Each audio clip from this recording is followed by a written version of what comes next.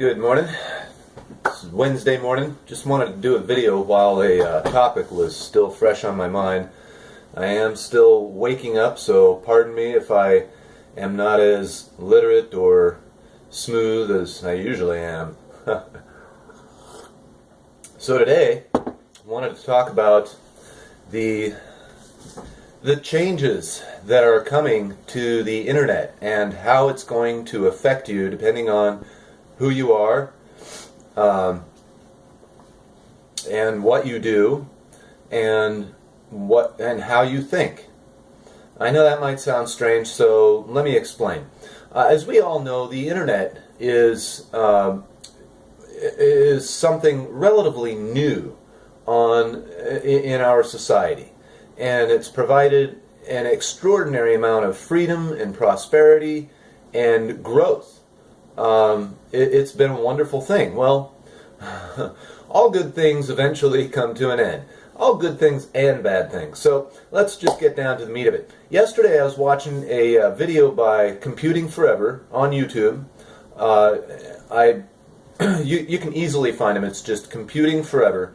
I'm not going to bother putting a link to his channel, but go ahead and check it out if you get a chance. And check out some of the things the guy has to say. He's mad smart.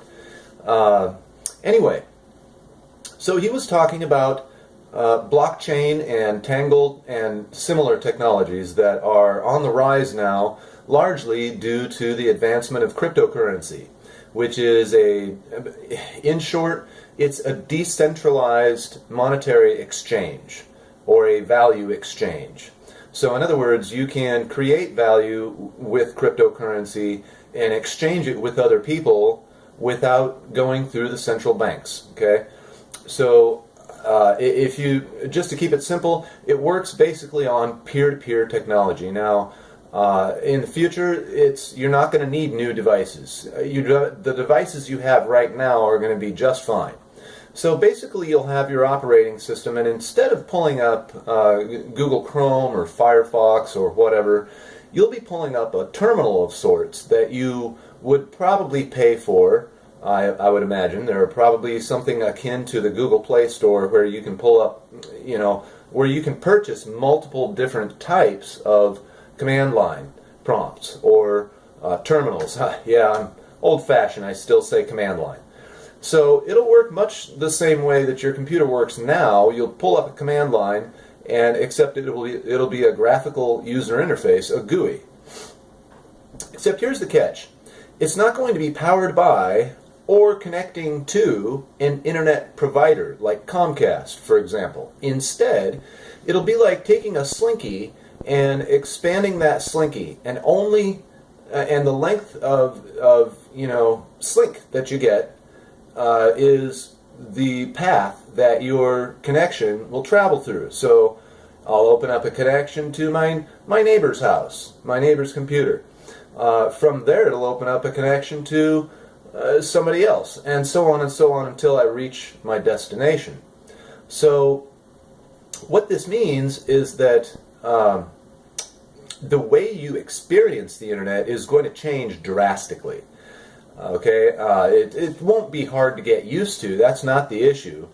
It's just going to change in such a way that you'll wind up, I imagine, the situation will become sort of a pay-as-you-use type of deal. Now, if you're into cryptocurrency and you understand the concept of mining, mining is basically using your computer's computing power to assist some other transaction for someone else and being able to get a little tiny slice of that transaction in return.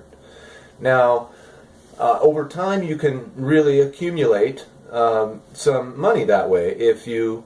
now, I haven't. And the laws differ from country to country, from state to state, as far as what platforms you can mine with, what platforms you can't mine with.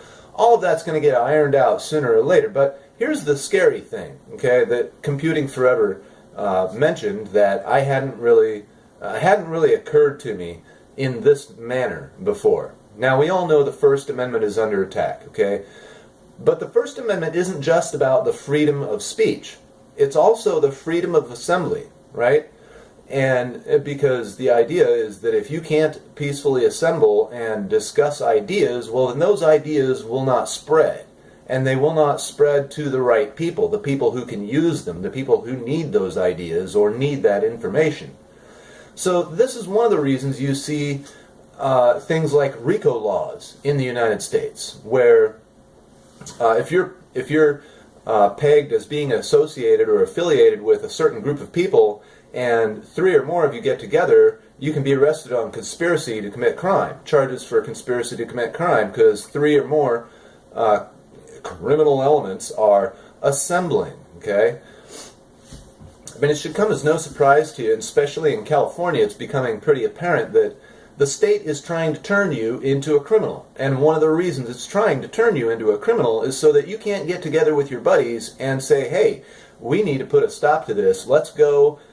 You know, I understand. I'm putting my head in the headspace of a statist. Let's go vote. Let's go to the city council. Let's go hold this meeting, this rally, this, et cetera, et cetera. Non-statists tend to think in a little bit darker terms as far as providing a solution to a problem like that.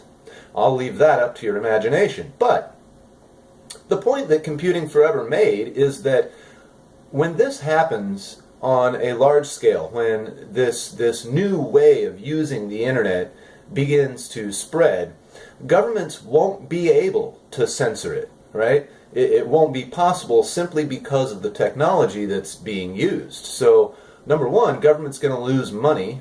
Number two, government's going to lose control of transactions. Number three, government's going to lose control of the flow of information. And for a government, for a government that wants to be a totalitarian, authoritarian, centralized authoritarian government, those are the tools that they must have in order to be a centralized totalitarian government, right? They have to have censorship. They have to have suppression of rights, okay? Otherwise, it just doesn't work. Now, you might think, this new way of using the internet that's coming down the road very soon, I feel, we're talking within, you're going to flash back to this video and go, oh my God, that was just yesterday, or seems like just yesterday. That's how fast it's going to be coming. It's not going to happen all at once, but in a relatively short period of time, it's going to be on us. And people are going to be like, yay, freedom, making money, doing X, Y, and Z. But here's the thing.